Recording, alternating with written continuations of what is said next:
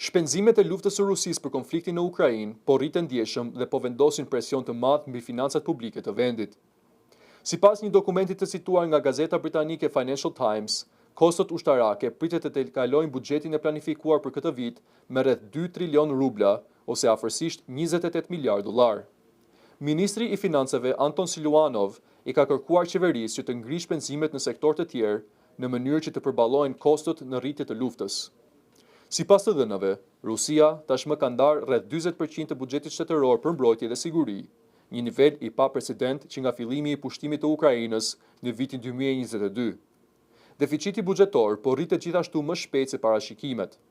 Vetëm në muajt e parë të vitit, ai ka arritur në mbi 5.9 trilion rubla, duke të kaluar ndjeshëm planifikimet fillestare të qeverisë për vitin 2026.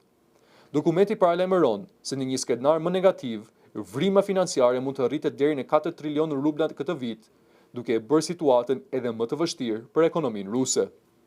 Edhe pse rritja e çmimeve të naftës ka sjellë përkohësisht më shumë të ardhura për Moskën, ekspertët thonë se kjo nuk mjafton për të mbuluar shpenzimet e luftës.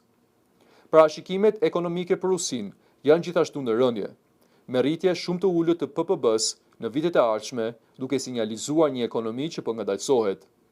Zyrtar dhe ekonomist brenda vendit po paralajmërojnë se prioriteti i vazhdueshëm për financimin e luftës po kufizon investimet sociale dhe zhvillimin ekonomik. Në këtë kontekst, debati brenda elitës politike ruse po ashpërsohet, ndërsa disa zëra kërkojnë përfundimin sa më të shpejtë të konfliktit për të shmangur përkeqësimin e mëtejshëm të situatës ekonomike.